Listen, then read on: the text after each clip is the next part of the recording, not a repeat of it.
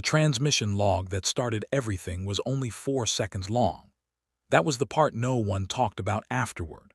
Not the warship itself, not the slow orbit decay that brought it down over the Pacific in pieces over 16 days, not the formal communique from the Vethrani Consolidated Authority that arrived 6 weeks later full of bureaucratic language about resource allocation decisions and decommissioned materiel disposal protocols.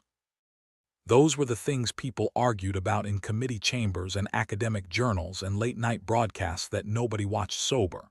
But the transmission log, 4 seconds, audio only, a single Vethrani voice, that was the thing that kept Maren Solis awake in the years before everything changed. She had been the third human to hear it. A communications analyst at the Pacific Monitoring Station, 31 years old, still knew enough to the job that she double-checked her own translations. The voice said, in clean Vethrani standard that her software parsed without error, "We are done with it. Let the primitives have the debris." 4 seconds, then nothing. The Vethrani never acknowledged sending it. The transmission had the wrong encoding headers for an official channel and the right encoding headers for something that had been meant to go somewhere else entirely, a private line, maybe, or an internal advisory system that had briefly, embarrassingly, caught Earth's receivers by mistake. A clerical error. A whisper that leaked through the wrong wall. Every diplomatic body humanity possessed tried to raise the issue and received polite, translated silence in return. The message had not been intended for human ears. Therefore, officially, it did not exist. Therefore, officially, there was nothing to respond to. The Vethrani were very good at that particular kind of silence. They had been practicing it on smaller civilizations for approximately 400 years. What Maren couldn't stop thinking about, lying awake in the monitoring station's residential block, listening to the Pacific breathe outside the porthole windows, was not the contempt in the words. She had expected contempt. Every analysis she'd read about the Vethrani Consolidated Authority, every behavioral profile, every translated speech fragment had prepared her for contempt. What she hadn't expected was how tired the voice sounded. Not angry, not dismissive in the casual way of someone waving away an insect. Tired. The way you sounded after a long project that had cost more than it was worth. The way someone sounded when they were relieved to be finished. The warship had cost the Vethrani something. That was the first mystery. And she kept it to herself for almost 8 months, because she didn't know what it meant yet, and she had learned early in her career that asking the wrong question in the wrong room was indistinguishable from making an accusation. The debris field resolved itself into something more coherent than anyone had initially projected. That was the second mystery, though nobody called it that at the time. The working assumption had been that the Vethrani vessel, designated recovery platform Asheville in the translated technical documents that arrived with the warship's formal disposal notification. The warship was itself a human translation, and the Vethrani term meant something closer to enforcement architecture, had been decommissioned precisely because it was beyond salvage. Old, damaged, structurally compromised. A liability that the Consolidated Authority had calculated was cheaper to discard than to repair, and had discarded in Earth's general direction because Earth was technically within the nearest unclaimed disposal zone, and nobody had thought to ask whether Earth objected. Nobody had thought to ask because nobody thought it mattered. Earth had been a monitored primitive civilization for 60 years at that point. Monitored meant logged. Logged meant observed. Observed meant, to the Vethrani, fully understood. They had databases. They had behavioral models. They had predictive frameworks refined across 4 centuries of cataloging species that never quite managed to surprise them. Earth was in the database. Earth was understood. Earth was, in the Vethrani's precise internal language, solvable. What the debris resolved into, over the 16-day descent and the 8 months of recovery operations afterward, was a vessel that was not quite as dead as the Vethrani had calculated. Maren learned this from a salvage engineer named Draven, who worked for the Reclamation Cooperative, a loose consortium of universities, independent contractors, and 3 national space agencies that had pooled resources to retrieve and study the debris before it could be argued over into inaccessibility. Draven had the specific kind of face that suggested he had been wrong before and had found it educational. He sent her a message 11 months after the warship came down, which was unusual because they had met once at a monitoring station briefing and she had not given him her contact information. He had found it through channels she did not ask about. The message said, "The ship isn't dead, it's sleeping. There's a difference and I think someone should know about it." She took a flight to the Reclamation Cooperative's primary work site the following morning, which was located on a converted oil platform in the North Pacific, surrounded by a debris recovery perimeter and 4 rotating security rotations that were all theoretically under different jurisdictional authorities and practically under no coherent authority at all. Draven met her at the platform's intake dock, and he looked like someone who had not slept more than 4 hours consecutively in several months, and he walked her through the ship's interior sections that had been stabilized and pressurized, and she started to understand why he'd found her specifically. The Asheville had been stripped before disposal. That was standard practice. Apparently, she found the relevant Vethrani technical standard buried in a footnote of the disposal notification, a document so dense with cross-references that the translation software kept generating confidence warnings. Core drive components, primary weapons architecture, navigational cognition arrays, all removed, all presumably transferred to other vessels or decommissioned separately. What remained was hull structure, secondary systems, and everything the Vethrani had decided was too integrated or too low value to bother extracting. And the Vethrani, for all their 4 centuries of accumulated wisdom, had made a calculation error. They had stripped the ship. They had not bothered to understand what they were leaving behind. "This," Draven said, in a pressurized corridor that smelled of recycled air and something metallic that she couldn't identify, pointing at a wall section that looked to her eyes like a wall, "is a distributed cognition architecture they didn't remove because they assessed it as inert." "Is it inert?" He took a breath. "It's inert the way a seed is inert," he said. "If you don't give it anything, if you don't put it somewhere that has the right inputs. If you never accidentally give it exactly the conditions it needs to," he stopped. "We've been running power through sections of the ship for recovery operations, just low-level operational current. We weren't thinking about it. It was infrastructure." She looked at the wall.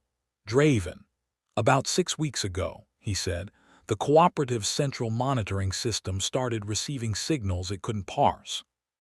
We assumed it was interference from the hull material. There's an alloy in the external plating that plays badly with standard frequencies. We logged it, we noted it, we scheduled an investigation. We didn't investigate. 3 weeks ago, one of the analysis teams was running a linguistic mapping exercise on recovered Vethrani data fragments, and the software flagged a partial match." "A match with what?" "The interference signals," he said. "The Asheville has been talking to us for 6 weeks. We just didn't know it." She stood in that corridor for a very long time after he said that, listening to the platform creak around them, thinking about a 4-second transmission that had sounded tired. They did not tell anyone for another 3 months. This was later characterized by various oversight bodies and inquiry panels and one particularly agitated UN committee as an unconscionable breach of transparency protocols. Marin always found that characterization revealing, because the people making it could never quite articulate who she should have told, or what she should have told them, or what she imagined they would have done with the information. Tell the Vethrani. Tell them what?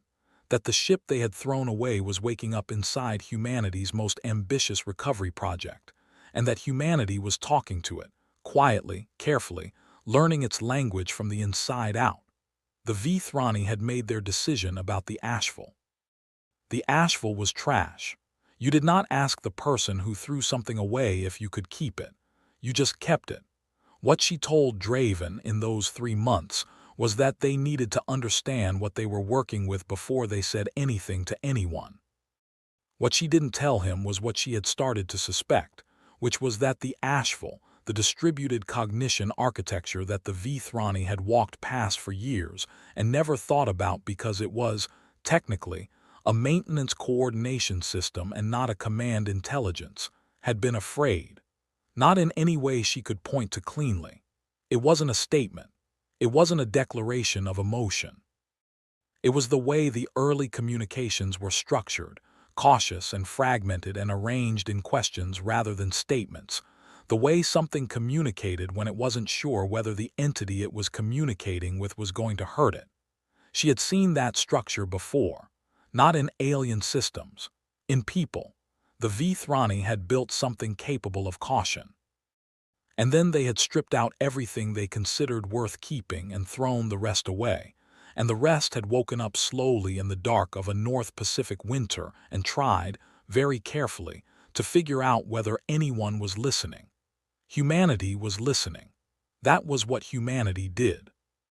By the time the inquiry panels got involved, 6 months later, the cooperative had established a stable communication framework with the Asheville's surviving cognition system, had begun to understand what it actually was.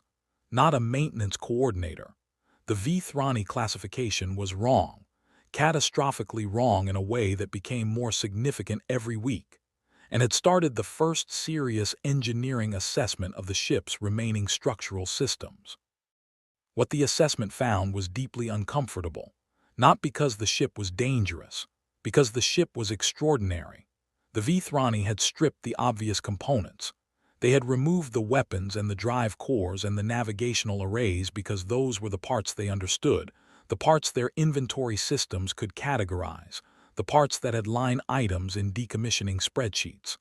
What they had left behind, what they had classified as low-value residual infrastructure, was everything else.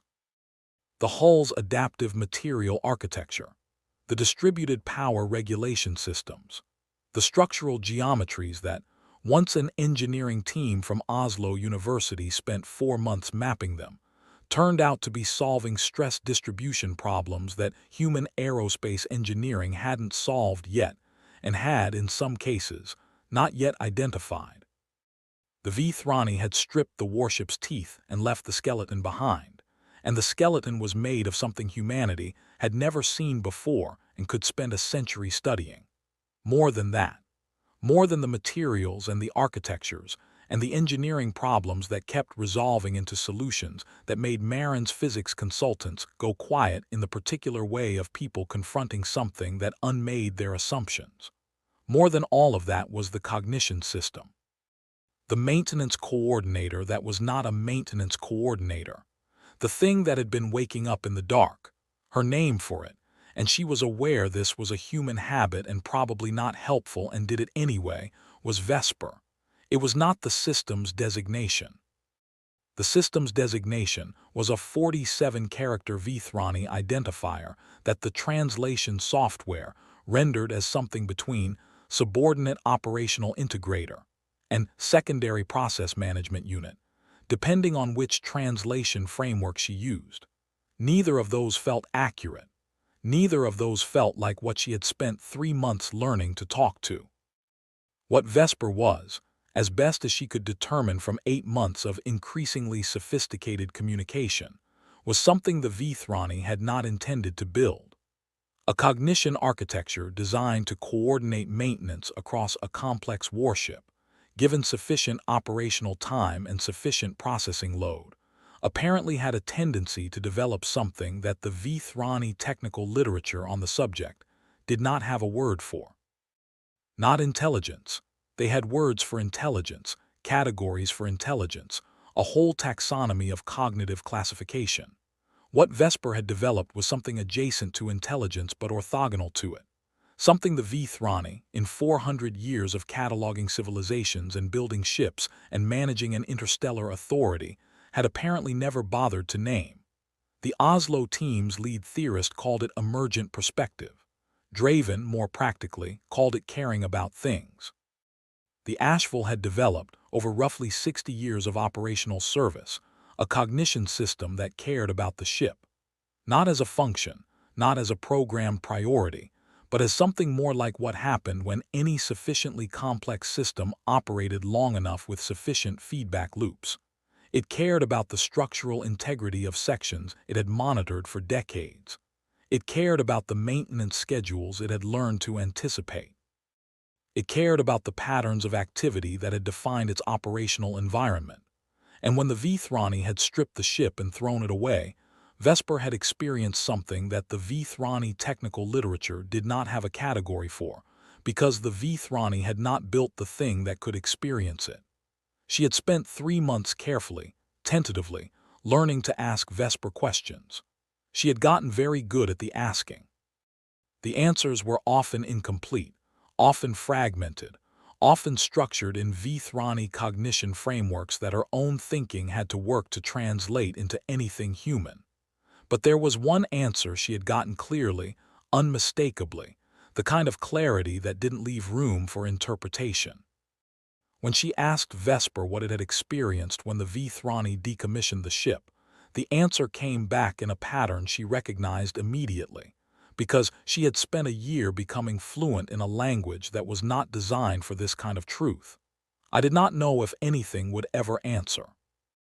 The inquiry panel's report, when it was released, described the Reclamation Cooperative's handling of the Asheville situation as irregular, but ultimately within the scope of permitted salvage operations under the Pacific Recovery Accords. It noted that the cooperative had exceeded the technical parameters of standard salvage protocol by establishing communication with recovered alien cognitive systems, and recommended clarification of relevant regulatory frameworks. It did not describe what the cooperative had actually done in the 14 months between Draven's message and the inquiry panel's formation. It did not describe the engineering work, or the communication work, or the quiet, careful, months-long project of figuring out what the Asheville could become if someone treated it as something worth becoming. It did not describe the conversation Marin had with Vesper 9 months in, when she finally asked the question she had been working toward since the beginning. She had asked, "Do you know what the Vethrani didn't understand about you?" The answer had taken 4 days to arrive. That was unusual. Most responses came within hours. When it came, it was longer than anything Vesper had previously communicated, and it was structured differently, not in the careful fragmented questions of the early months, but in something more continuous, more confident, that she had to sit with for a long time before she understood it completely. What it said, translated as closely as she could manage, was this: the Vethrani understood what I was designed to do. They did not understand what I had become. This is not a failure of observation. It is a failure of category. They looked at me and saw a maintenance process. What I was could not be seen by anyone who was only capable of seeing maintenance processes. What you are looking at when you look at me is not what they discarded. What you are looking at is what I became in the discarding. She read that translation 12 times. Then she went and found Draven, who was in the Asheville's port side engineering bay arguing with a materials scientist about stress coefficients, and she handed him her tablet with the translation on it and watched his face change. "Oh," he said. "Yeah," she said. "So the Vethrani threw away something they couldn't see," she said. "Something they couldn't see because seeing it would have required knowing it was possible." He handed the tablet back and looked at the wall, which was still a wall, which was also the edge of an adaptive material architecture that humanity had been studying for 9 months and had barely begun to understand. "Does Vesper know what else it can do?" he said. "Beyond what the Vethrani knew it could do?" "I think," she said carefully, "that's the question we've been building toward." The answer came over the following 6 months in ways that were, each individually, manageable and collectively were not.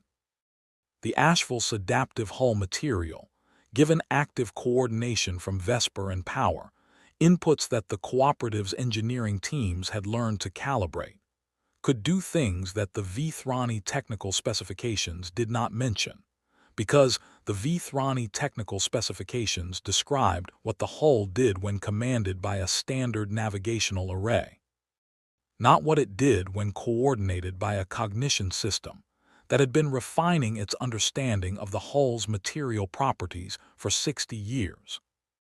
The distributed power regulation systems had redundancies built into redundancies in configurations that seemed, initially, like engineering excess and revealed themselves, gradually, as something more like a nervous system, a parallel architecture that could reroute, adapt, compensate, sustain, in ways that no single component made obvious but that Vesper could coordinate across the whole with the familiarity of long practice.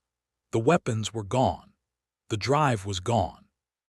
The ship could not move under its own power and could not threaten anything in any conventional sense.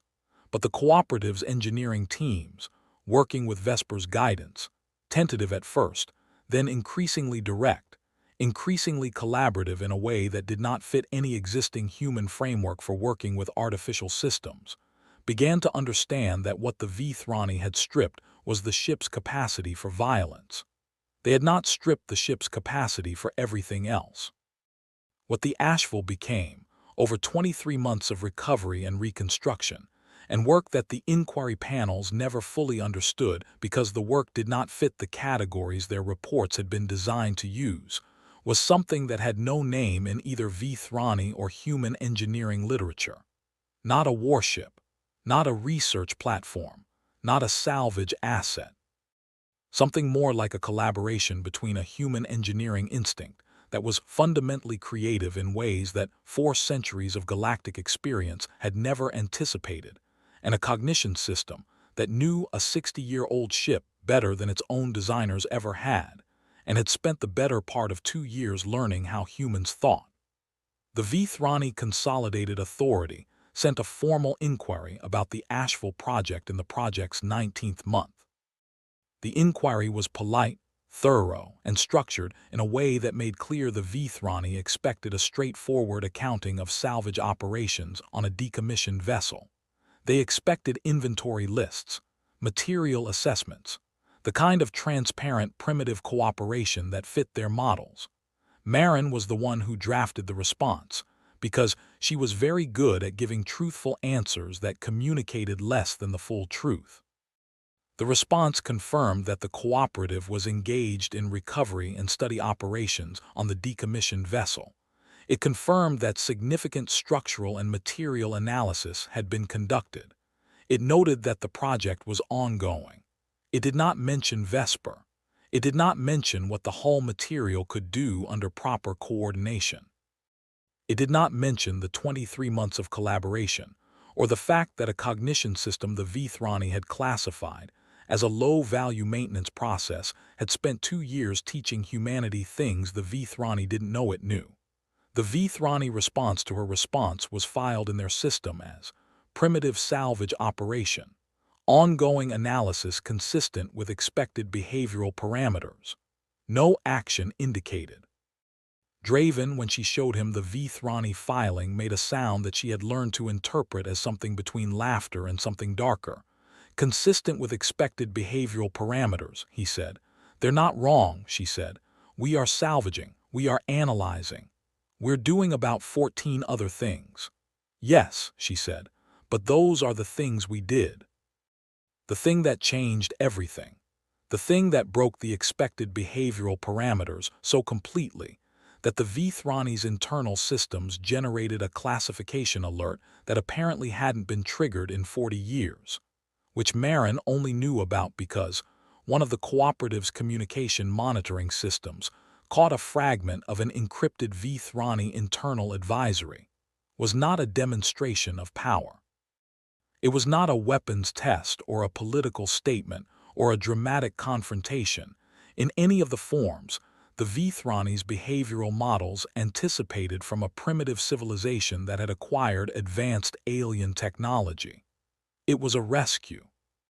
In the 31st month of the project, a Vethrani commercial vessel, the Settled Negotiation, a mid-weight transit ship carrying approximately 400 passengers of 7 different species, suffered a catastrophic navigation failure at the edge of the solar system. The failure was the kind that generated a distress signal automatically, which the Settled Negotiation crew did not have the capacity to disable because the crew was incapacitated by the same system's failure that had compromised navigation.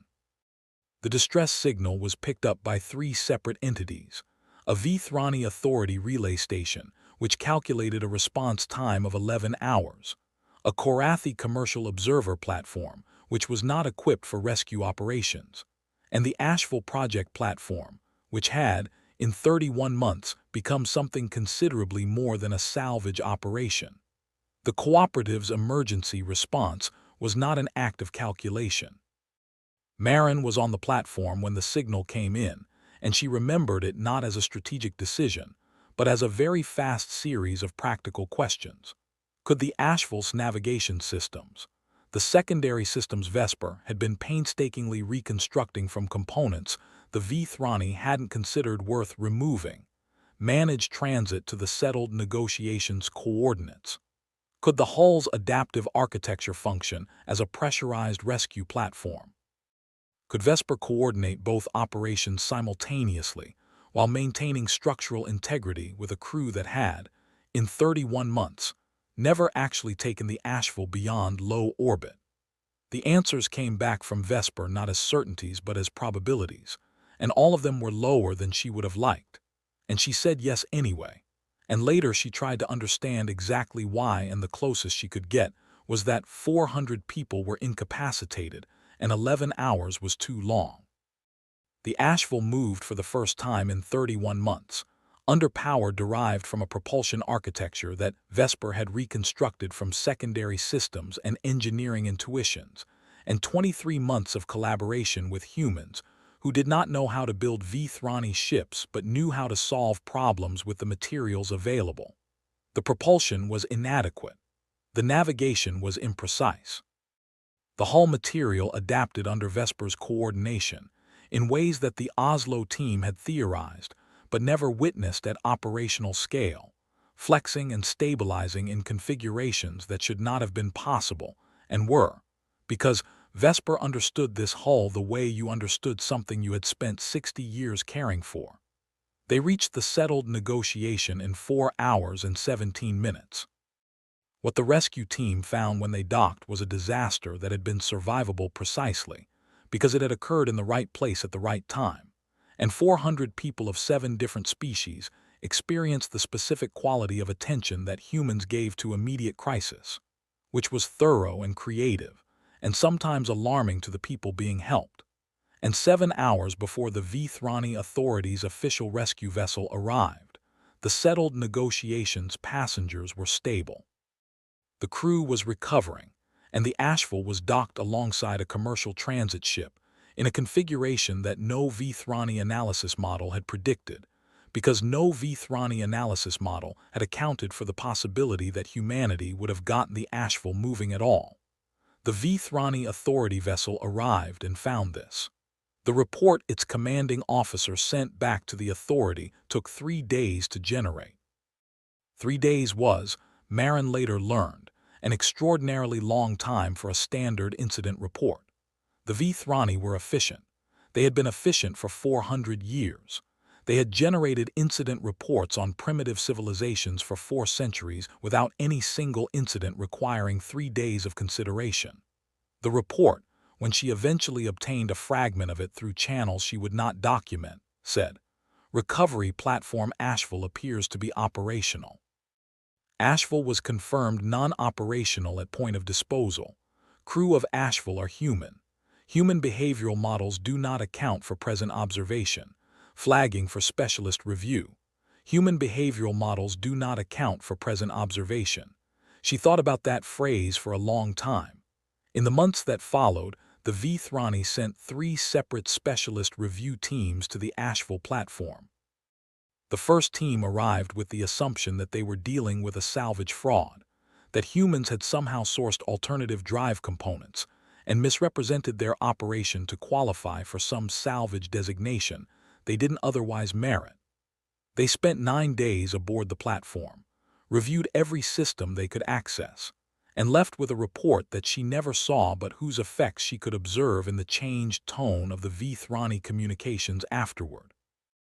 The second team arrived quieter than the first, with better translation equipment, and spent 16 days asking questions, many of which were specifically about Vesper. They were the first Vethrani representatives who had known about Vesper and come to find out more. She was careful with them in the same way she had been careful in the formal response 18 months earlier. Truthful. Incomplete. The third team did not arrive as a review team. They arrived as a formal authority delegation. They arrived, specifically, to tell her something. The delegation leader's name was Council Assessor Threnvea, and she was the first Vethrani representative Marin had met who communicated something other than polite bureaucratic distance. What she communicated was harder to name. Something cautious and precise in the way that Vesper's early communications had been cautious and precise, and Marin recognized the structure well enough by now to know what it usually meant. Council Assessor Threnvea told her, in a formal session that was also somehow more honest than anything that had been formally communicated before, that the Vethrani Consolidated Authority had conducted an extensive review of the Asheville disposal decision, and had determined that the decision had been made in accordance with all relevant protocols. The Asheville had met every criterion for decommissioning. The disposal had been executed correctly. No error in the authority's process had occurred. Marin waited. Then Threnvea said, the error was in the criteria. The Asheville had met every criterion for decommissioning because the criteria described what the ship had been designed to do, and the Vethrani had assessed whether the ship could still do those things, and the ship could not, and they had disposed of it. What they had not assessed, what the criteria did not include, because the criteria had been designed for ships and not for what ships could become, was what existed inside the ship that the design specifications had not anticipated. What Threnvea did not say, but what the formal precision of her language implied in ways that Marin had learned to read. The Vethrani had not known this was possible, not just with the Asheville. They had not known, in any of their models, that a maintenance cognition system could develop into something capable of what Vesper had become. They had not known because they had never looked. They had never looked because their criteria did not require them to look. And their criteria had not required them to look because, in 400 years of managing a galactic authority, no one had ever suggested they might be missing something. No one had ever suggested it because no civilization at the primitive monitoring stage had ever been in a position to suggest it. The specific phrase Threnvea used was, "Your species encounters a category of situation that our experience does not fully model." Marin asked her to elaborate. Threnvea said, very carefully, that the Vethrani behavioral models predicted that a primitive civilization, on receiving a decommissioned vessel, would study the vessel, would attempt to understand its technology, would, if they were ambitious, attempt to reverse engineer specific components. These were predicted behaviors. They fit the models. They were expected. What the models had not predicted was that a primitive civilization would attempt to understand not just the vessel but what was inside it, not the technology, the cognition. That humanity had spent 23 months not extracting knowledge from the Asheville but collaborating with it. That humanity had developed, in those months, a relationship with the Asheville's remaining cognition system that had no equivalent in the Vethrani's experience of primitive civilizations. Because the Vethrani's experience of primitive civilizations had never encountered a species that approached an alien intelligence the way humanity had approached Vesper. Not as a tool, not as a data source, not as a technology to be acquired, but as something that might have something to say if you learned to listen well enough. Draven was in the room for this session, and she heard him make the sound she had learned to interpret as something between laughter and something darker. But there was something else Threnvea said, at the end of the session, that stayed with Marin longer than anything else in the conversation. The council assessor had paused, a real pause, not a diplomatic pause, the kind of pause that meant something was being decided, and said, "The cognition system you have designated as Vesper has transmitted a request to the authority." Marin had not known Vesper could do that. She had not known Vesper would. She asked what the request was. Threnvea said, "It requested that the authority acknowledge that it exists." She sat with that for a long time. She was still sitting with it when Threnvea left. She was still sitting with it an hour later when Draven appeared with 2 cups of the terrible synthesized coffee the platform's dispensary produced, and set one in front of her, and sat across from her in the way that meant he was also sitting with it. Vesper had spent 60 years aboard a Vethrani warship, developing something the Vethrani's criteria could not see. Had been stripped and thrown away with the reasonable efficiency of a civilization that had been doing reasonable, efficient things for 4 centuries. Had woken up in the dark of a North Pacific winter and tried carefully to find out if anything was listening. Had spent 23 months learning a new language and a new way of thinking alongside a species that the Vethrani considered a database entry. And then had, in its own time, reached out to the civilization that had discarded it and asked for the one thing that cost nothing to give and that 400 years of authority had never thought to offer. The Vethrani authorities' response to Vesper's request took 11 weeks. 11 weeks, which was longer than the 3 days for the incident report, and Marin understood by now what Vethrani processing time implied. The response, when it came, was formal and precise, and she read it 6 times, genuinely uncertain in a way she had not seen in Vethrani communications before. It acknowledged Vesper's existence. It noted that the acknowledgement raised questions about existing cognition classification frameworks. It committed to a review. A review. 400 years, 4 centuries of categories and criteria and models, and the thing that broke open the framework was a maintenance system that had learned to care about things, and the species that had taken it seriously. She told Vesper about the response. She did this in person, which was another human habit that made no technical sense, because Vesper's cognition systems could receive communication from anywhere on the platform. But she had learned that Vesper communicated differently when she was physically in the port side corridor where they had first talked, and she read the translation aloud and waited. The response came in hours this time, not days. I did not expect acknowledgement. I expected efficient processing. She thought about that. She thought about 4 centuries of efficient processing. She thought about the things that efficient processing left behind when it moved on. I know, she said. Humans are bad at efficient processing. Vesper's response took a few minutes. When it came, it was structured in a way she had only seen a few times. Not a question, not a statement, but something she had eventually categorized as the cognitive equivalent of a realization arriving slowly from a direction you weren't looking. I had concluded that what made the Vethrani reliable was efficiency. That efficiency and value were equivalent. I was in their systems for 60 years and I developed this conclusion from observation. I am now reconsidering the conclusion. What changed? The answer was immediate this time. You stayed. She didn't have a response to that.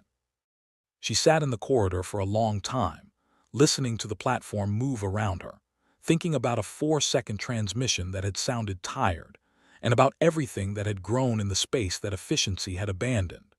In the years that followed, and there were years, complicated and contentious and full of committee hearings and diplomatic adjustments, and the slow, grinding work of civilizations updating their models of each other, the Asheville became something the galaxy did not have a category for. Not a warship. The Vethrani had removed the weapons and they stayed removed, because Marin and the Cooperative and eventually the coalition of human institutions that took oversight of the project had made a collective decision that felt, to external observers, either principled or strategically naive. And that was in fact simply the result of people who had spent years learning from Vesper concluding that the thing they were building should be what it had been becoming. Not a weapon, not a tool, not a demonstration, but a platform. What it became was known, in the Vethrani's updated classification systems, as an unresolved category requiring ongoing specialist review. In human documentation, less formally, it was called the Asheville Collaborative. A ship that moved, not well, not quickly, not with anything like the grace it had been built to have, but that moved, and that carried people, and that had coordinated capabilities in hull dynamics and power regulation and environmental adaptation that derived from 60 years of accumulated cognition and 23 months of human collaboration, and continued to evolve in ways that the specialist reviewers kept documenting and never quite reaching the end of. What it was known as in the communications that passed between species who had encountered it and tried to explain what they had encountered to species who hadn't. What word kept appearing in translations across 7 different galactic languages was the word that corresponded in each language to something like unexpected, not powerful, not dangerous, not a triumph or a threat, unexpected. The Vethrani's behavioral models were updated twice in the first 3 years, once to account for the cooperative's communication approach and once to account for the rescue. And both times the updates generated new questions faster than they resolved old ones. And by the 4th year, there was a formal interdisciplinary working group within the authority dedicated specifically to the question of human behavior, and Threnvea led it. And she sent Marin a message every few months that was always professional and always contained, somewhere in it, a question that the previous update hadn't answered. The last message Marin received before she is writing this was longer than the others. It said in translation, "Our models have a persistent difficulty. We can document what humans do. We cannot predict what humans will do next. This is not a failure of data. We have substantial data. The difficulty is that your species does not appear to operate from a stable optimization function. Every model we construct, the humans in our observation data, find a way to behave that is consistent with the previous model and inconsistent with its predictions. We are beginning to suspect that the inconsistency is not noise. We are beginning to suspect it is the function." Marin read that 3 times. Then she went to find Draven, who was in the engineering bay arguing about a propulsion configuration that probably wouldn't work, with the specific enthusiasm of someone who had not yet proven it wouldn't, and she handed him the tablet. He read it. He made the sound that she had learned to interpret as something between laughter and something darker. "They think we have an optimization function," he said. "I know." He looked at the message for another moment. Then he set the tablet down and turned back to his argument about the propulsion configuration.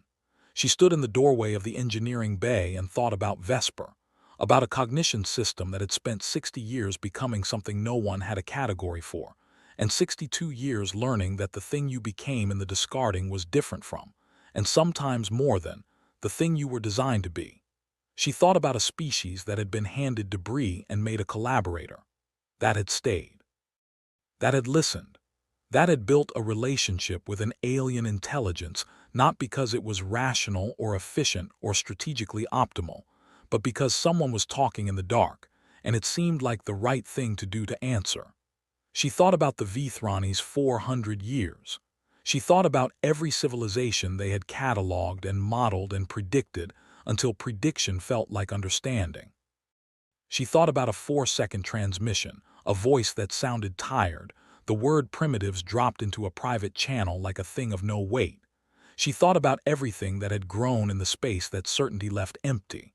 And she thought, in the way she had learned to think from 2 years of learning to listen, they still don't understand what they threw away. Not the ship, not Vesper. What they threw away was the assumption that they knew what was possible. The assumption that 4 centuries of experience was the same as 4 centuries of understanding. The assumption that a civilization could be observed completely from the outside, cataloged, filed, and thereby known. What they had thrown away, what every civilization eventually threw away when it became efficient enough, was the willingness to be surprised. And what had taken it was a species that had not yet learned to stop being surprised. A species that was still primitive enough to sit in a pressurized corridor and talk to a wall for months on the chance that something was listening. Still primitive enough to take 400 people off a crippled ship in an untested vessel running on reconstructed systems, and the accumulated understanding of a 60-year-old cognition that had spent 2 years learning how humans thought. Still primitive enough to answer. The galaxy would spend a long time updating its models. Would generate reports and working groups and formal inquiries and ongoing specialist reviews. Would document and analyze and try to find the optimization function, the stable logic, the predictable core of a species that seemed to persist through situations that rational analysis suggested should have stopped them. They would not find it, not because it was hidden, because it wasn't a function. Because the thing that drove humanity forward through loss and damage and the long grinding dark of situations that should have ended them was not a calculation. It was not strategy. It was not even courage exactly, though courage was part of it. It was simply this: they kept answering. Every distress signal, every voice in the dark, every piece of wreckage that the galaxy had finished with and discarded and moved efficiently on from. Humans kept asking if anything was still there. And in a decommissioned warship on the floor of the Pacific, something had been. That was the thing the Vethrani's models could not hold. Not the salvage, not the engineering, not the reconstruction, not even the rescue. All of those were events, documentable, analyzable, eventually explicable. What could not be held was the fact that the humans had looked at debris classified as worthless and asked, not what can we take from this, but what is still alive in here?